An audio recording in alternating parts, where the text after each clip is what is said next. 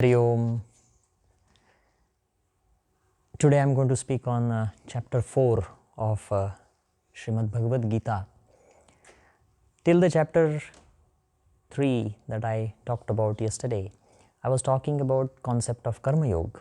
But the concept of Karma Yoga is being explained in more details in chapter 4.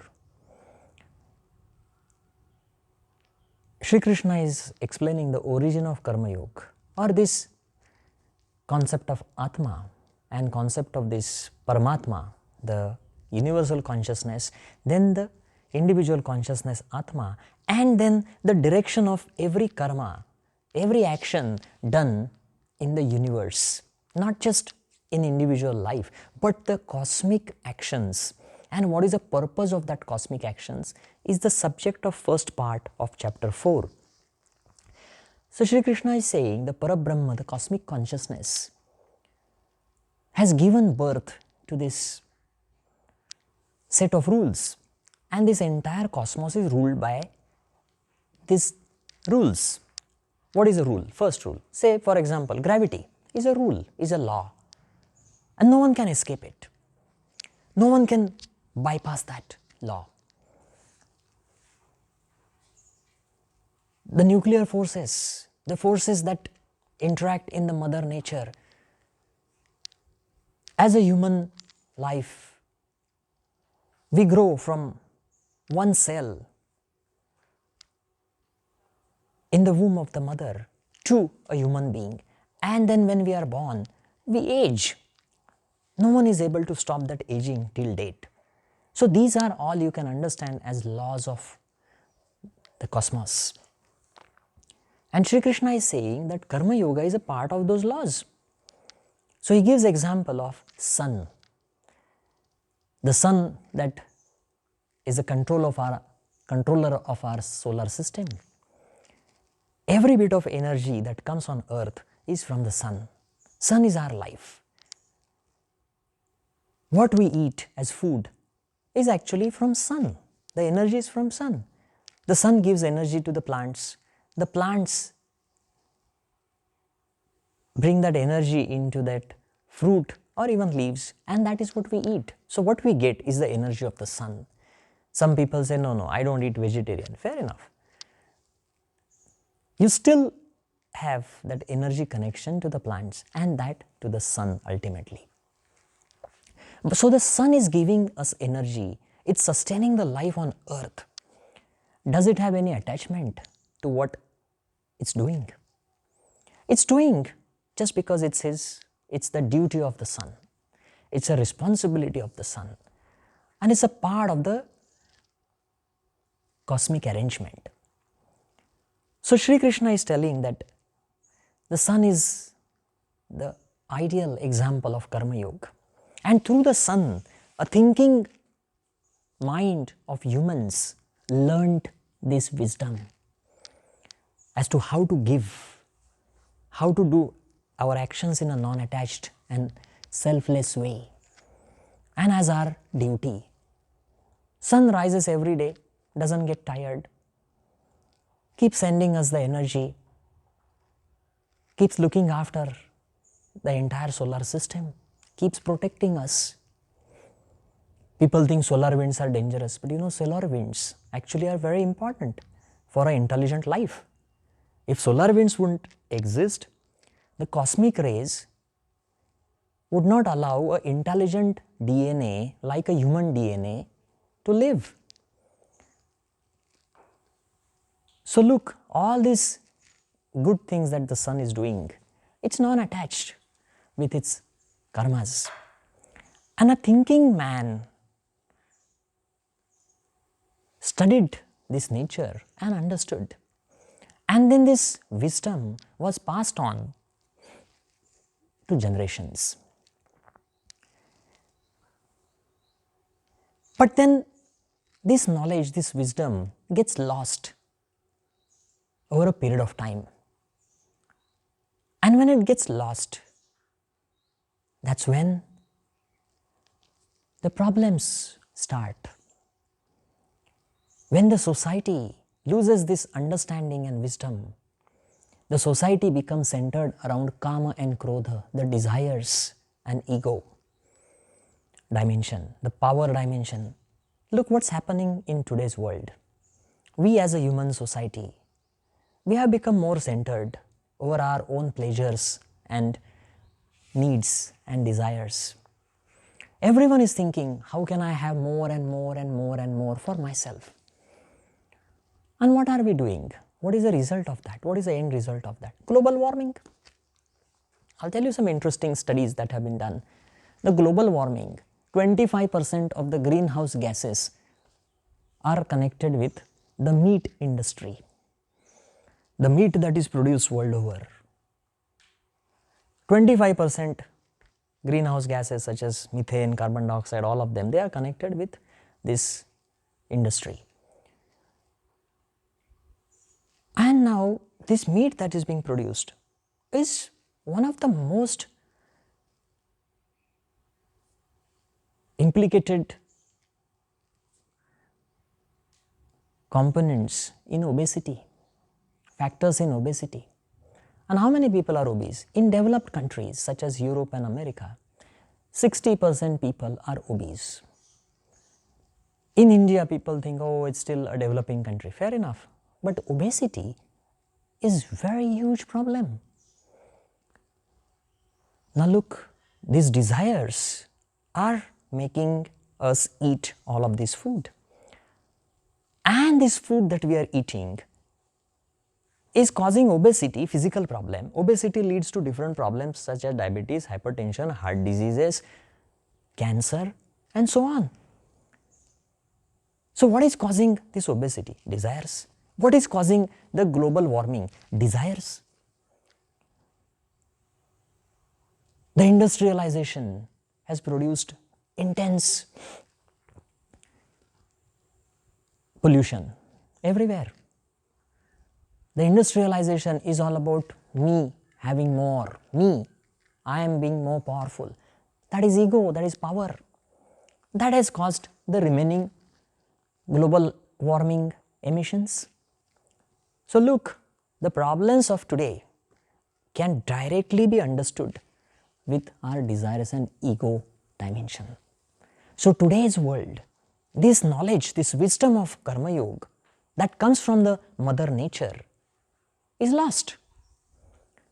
Just not sun, even if you look at the mother earth, how is the mother earth?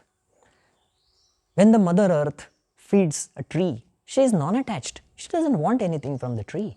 When the tree grows, the tree has fruits. It's okay, it's okay, it's okay.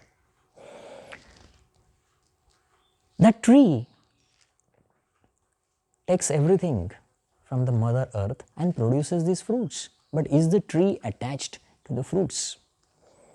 The tree gives away the fruits to anyone and everyone. There is no discrimination because there is no attachment to the fruit.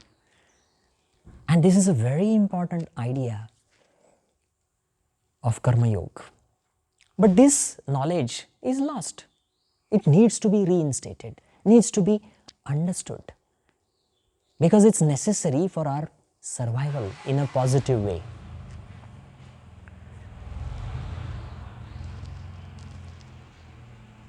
How this knowledge is reinstated? A very interesting deviation from the previous Vedic texts of Upanishads and Vedanta philosophy. Sri Krishna has given something completely new that is not there in any of the previous texts. What does he say? He says, Yada yada hi dharmasya glanir bhavati bharata abhyutthanam adharmasya tadatmanam srujamyaham. He says, whenever there is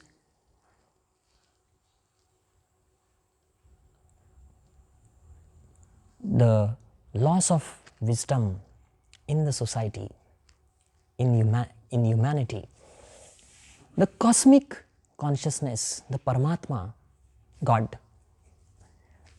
incarnates, comes in different forms, takes birth on earth in different forms to re-establish these values, to re-establish this set of rules decided by the mother nature.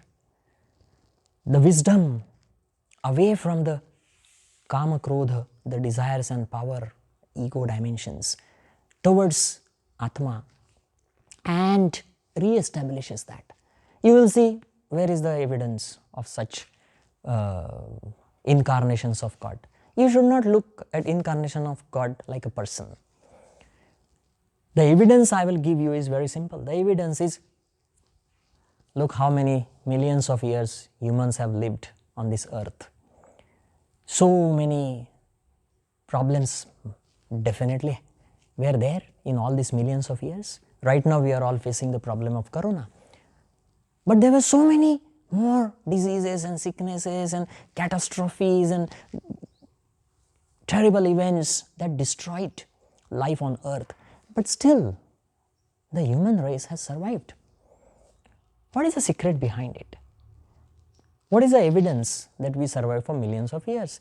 You know, in medical textbooks, there is a reference of a human skeleton found called Lucy. If you search for it, you will get it. It's a female skeleton found.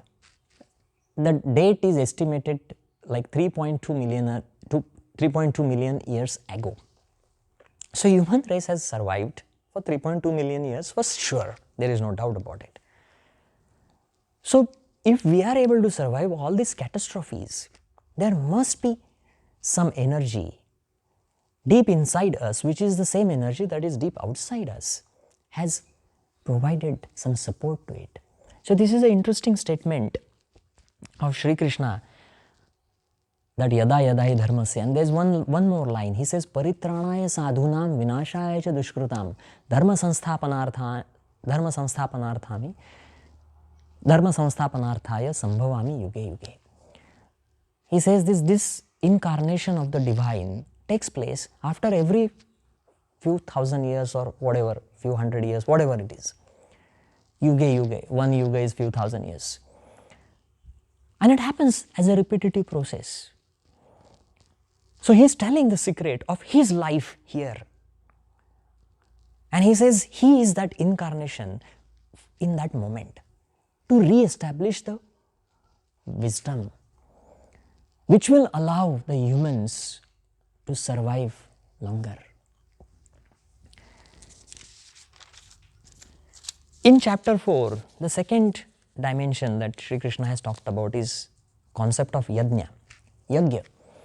Yajna often is considered fire ceremony, but in Bhagavad Gita this concept of Yajna is expanded, and Yajna is actually Swadharma Charan, following your dharma without any attachment to the fruit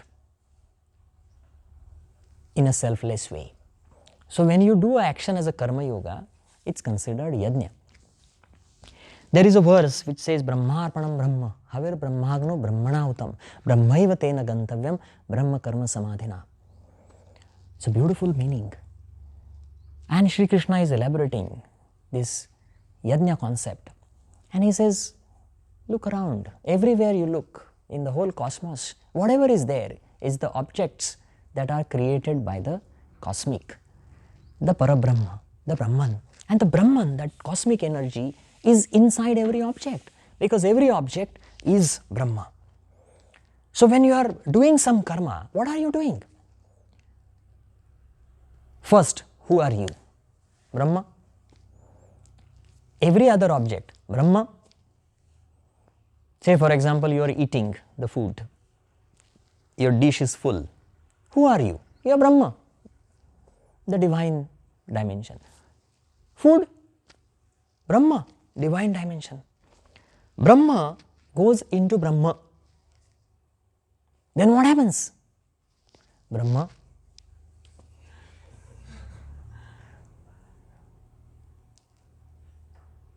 So everything is in the dimension of Brahma. It's like in an ocean.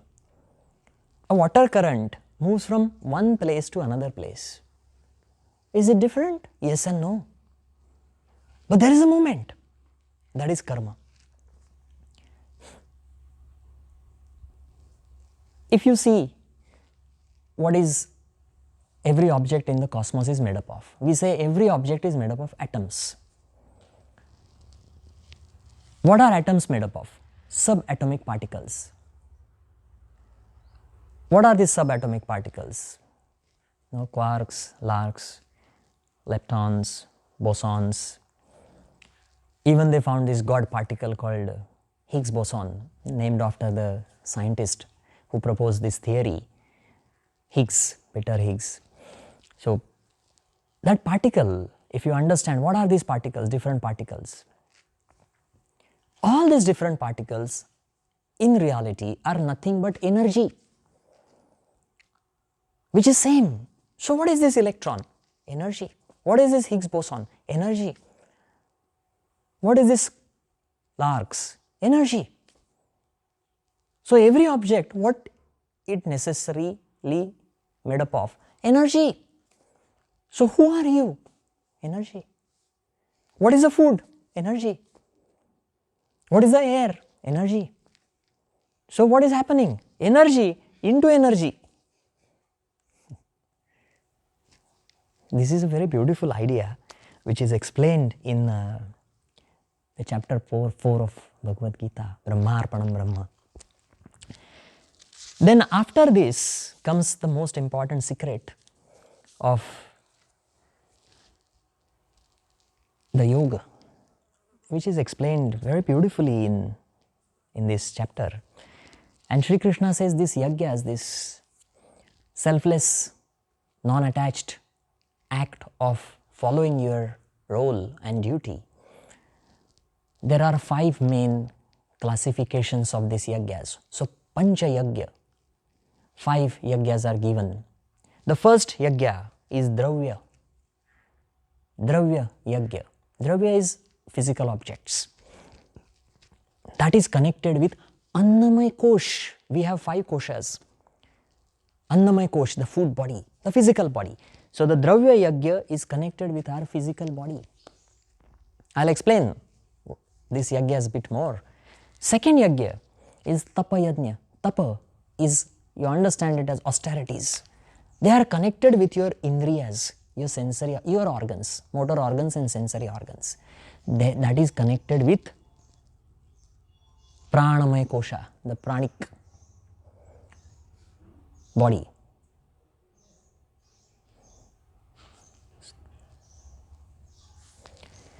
The third yagya is Yoga Yajna. It's connected with Manomaya Kosha, the mind dimension. The fourth one is Swadhyaya, connected with Vijnanamaya Kosh, the intellect. And the last one is Jnana Yagya, that is connected with Anandamaya Kosh, the Atma dimension. So if you look at these 5 yagyas, they are connected with 5 koshas and they are connected with physical body, the indriyas, the sensory organs, then the mind, then the intellect, then the Atma. So how to do this? Yagyas, Dravya Yagya. Whatever objects you need, those objects you should have with the principle of Karma Yoga alone. How much food I should have? Whatever is needed only for my body. That's Dravya Yagya. The rest that I don't need, why I have to keep it? Give it away for those who need it. Or give it back where it belongs to. Dravya Yagya. Too much money, not required. Whatever is necessary, keep it. There are 2 dimensions. One is my desire and my wants, and the other is what I need. So Sri Krishna is telling that Dravya Yajna is about the objects that you have. How many t-shirts I have? 180. Why do I need it? I only have one body. Every day different. It goes into desire dimension. What is my need and what is my desire? Dravya Yagya, food. Oh, let me get this more and more and then let me take it to my country. Can can it last for 3 months? Can it last for 5 months, 6 months? That's desire. If you go to some place, get some new food, eat it, enjoy it, that's it, finish, full stop. That's not what I think. The moment I see something delicious, the first thought that comes to me is, how much of it can I carry? I only have 30 kgs allowed baggage. Can I have it? Tapa yajna is more strong than this dravya yajna because you are directly controlling your sense organs. It's directly connected with your eyes. It's directly connected with your tongue, directly connected with your sense, the skin, the pleasure. And these are very important dimensions. When I sleep, I make sure that the bed is super soft. Do I really need super soft bed? I do. But look, if the bed is super soft, then your back will become super weak. If you want it strong, you have to have tough bed. There is some studies that say that the more pleasures you give to your sensory organs, the weaker they become. And if the sensory organs are weak, then your nervous system becomes weak.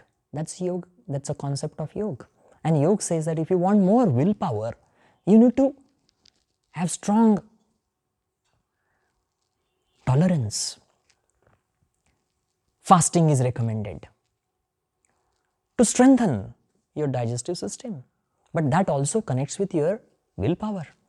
Now there are a lot of studies that say that if you do fasting, you can be very healthy. There's some studies that are showing that if you fast, then it consumes the fat cells and even cancer cells are removed. This is tapa yajna, austerities. Getting up at 5 o'clock, no, I don't want. Tapa yajna, whatever happens, get up early. It's a discipline, it's a strength, it's a strengthening exercise to your sensory organs. Then the next dimension is yoga yajna, is about your mind. Concentrated state of your mind, focused state of your mind, positive state of your mind, control over emotions, control over your thinking process. This is the subject of yoga yajna. When my mind becomes non-attached, my mind becomes selfless, it's easier for me to control my emotions and thinking process. And it's easier for me to concentrate. The more I think of chocolate, the more my mind gets distracted. And then when it's distracted, I have so many thoughts. I can't control any thought. When I think of coffee, until I get coffee, my mind doesn't stop. My mind just keeps telling me, no, go, have coffee, go, have coffee, have coffee, have coffee. So it's very difficult for our mind to be controlled. That is yoga yajna, and it's a yajna, it's an effort. You need to make an effort. Selfless effort, non-attached effort in the right direction. The next is swadhyaya yajna. It's connected with vijnanamaya kosh and buddhi, intellect. We need to give direction to our intellect. You can't just randomly pick everything that comes on your path and just start reading it. There has to be a direction. Knowledge is there everywhere. Information is there everywhere. How to steal 1000 ways. There's a book. I don't know if there is any, but anyway. Me reading it, how to steal. It's an information, it's a knowledge, kind of knowledge. But what is the direction of that knowledge? That direction of that knowledge is not really positive and evolving for me. So that intellect has to be guided in that Atma direction. And that is the Swadhyaya Yajna. And the last is Jnana Yajna, which is connected with Anandamaya Kosh, and it's actually the dimension of Atma, the self-realization, the nirvana, the samadhi state, that oneness experience of me and the rest is one. So if you follow this yajnas, this is all what is yoga practice. People ask, what is yoga? Bhagavad Gita has clarified these 5 yajnas is what is path of yoga. When you practice asanas, it's connected with Annamaya Kosh, the physical body. Cleansing techniques, Annamaya Kosh, physical body. When you are doing pranayam, it's connected with Pranamaya Kosh. When you are following austerities, it's Pranamaya Kosh, Tapa Yajna. When you are controlling your sensory organs and sensory desires, it's Tapa Yajna. You follow silence, you do fasting, you get up on time, you put yourself in daily routine, you restrict your type of food that you eat. All these are guidelines everyone is doing these days. That is Tapa Yajna. That is a part of second yoga yajna, second dimension of yajna. Yoga yajna, the third dimension, is about meditation. It's about concentration. It's about focus. All the efforts that you do is about that. Swadhyaya yajna is more of repetitive focus, repetitive study, improving your practices. And where does all of this lead? That leads to the last experience, that is Jnana Yajna, Anandamaya Kosh. So the whole yoga practice that you understand can be easily understood in 5 yajnas. Yama Niyamas, where do they fit? Yama Niyamas? They fit in Tapa Yajna. They fit in Dravya Yajna, the first one and second one. So the idea of 4th chapter is every action that we do in our day-to-day life, if we start doing it as Karma Yoga, it will fit into one of these 5 dimensions, and it will bring us more close to that Atma, more close to that experience of oneness, that experience of divine nature of ourselves, and it will bring that positive experience of this reality. So I am going to stop here today. Hari Om.